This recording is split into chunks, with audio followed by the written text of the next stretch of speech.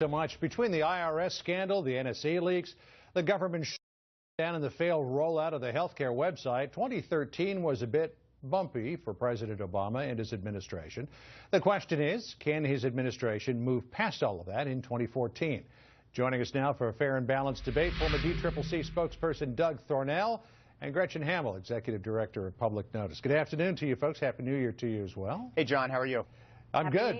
Doug, let me put the question to you first. In terms of 50 years, how would you sum up this past year for President Obama?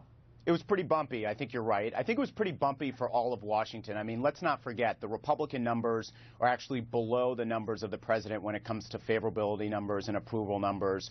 So they had a really tough year as well, shutting down the government over repealing Obamacare. But you're right. The president had a tough year. I think, in general, Washington had a tough year overall. The perspective that most people have of Washington has really diminished. People don't think that the city is working. And I think what the president really needs to do and Democrats need to do is really get back on talking about issues. First of all, keep the focus, keep talking about the Affordable Care Act. But, they're also talking about extending unemployment insurance, the minimum wage, investing in infrastructure, talking about economic and job-related issues. And I think that'll help kind of get back on track. But, look, it was a tough year all around for Washington. I don't think there are any victors here. Although when you look at congressional approval, new Fox News poll shows them at 17%. And that's up from 10. Wow. So at least they're going in the right direction. Great. Gretchen, the bringing in John Podesta, who was an old hand from the Clinton administration, to be the chief counselor for President Obama, do you think that could help turn things around this year? Yeah, I mean, I think, Podesta has a great history in Washington at being able to create relationships up on Capitol Hill. He is known for his processes and systems that he put in place in the White House. And I think that's what we've seen the Obama administration needs, because time and time again, the president has found out about things by reading the headlines, things that he should have known about, things his secretaries and his administration should have made him aware of. Having said that, one person can solve all the problems that this administration has had, and especially when you're looking at the problem of trust. Trust and credibility are something that is suffering very much with this administration, and those things are very hard to rebuild with the American public. Doug, a potential glimpse into how this White House might operate in the next year or two came back in 2010 when the Center for American Progress, which John Podesta was the creator, founder, and CEO of, sent a 54-page document to the Obama administration saying, here's how you can get things done through executive fiat as opposed to going through Congress. Do you expect that with Podesta on board, this president's going to make a lot more changes through executive action than he has in the past? Is that the way he's going to govern next year? Possibly, but I don't think he's going to give up on Congress altogether, because look, as we know, unemployment insurance for 1.3 million Americans expired yesterday. I think you have to work with Congress to extend that.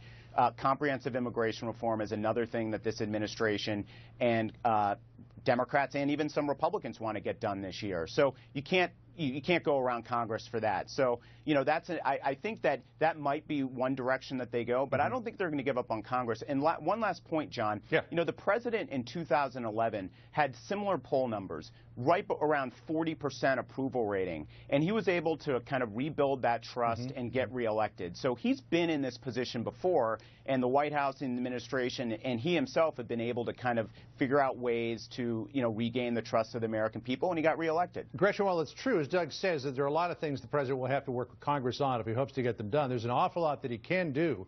And if you read that Center for American Progress document from 2010, there is an awful lot he can do just inside the confines of his administration. Are you concerned that there will be too much of that in the next year? Oh, I've been concerned that there's all too much of it. This president has used the executive privilege more than any other president. The executive orders and his ability to put in place regulations and go around Congress has grown in numbers. He's done more than any president that we've seen in modern times. And I think a big challenge for Congress this year will to bring back the power and balance that is needed, that our Constitution wanted, that our Constitution laid out. And I think that's what we're going to have to see, is that Republicans are going to have to stand up. They're going to have to challenge this president. And despite his numbers being low. I mean, this is the lowest they have been. But what we see is a trust and credibility. When it comes to asking if the American public trusts the administration, they do not trust the administration. And being able to have them go and put laws and regulations in place and working around Congress will not help bring those numbers back. But there's always another side. I mean, the Republican numbers are in the toilet. I mean, their numbers are very bad themselves. But they've always been in. I mean, right, you have to take any sitting, whoever has the majority. But all I'm saying is that there's always a choice. Numbers. Gretchen, there's a choice in elections, and there's a choice between the president and the Democrats' vision and the Republican vision. So at some point, you know, the focus that the public is going to be looking at is that choice. Do we want to go the way the president wants to take us, or do we want to go the way that the Republicans do? And on most key issues, they're going to see that choice and make that choice in 2014. And I think it's going to be a big year for Republicans when it comes down to it. Because I got to jump in here, folks, because we are. Sorry, Gretchen, I got to cut you off. We are out of time, but I was going to say, thank goodness this is an election year. Oh goodness, yes it is.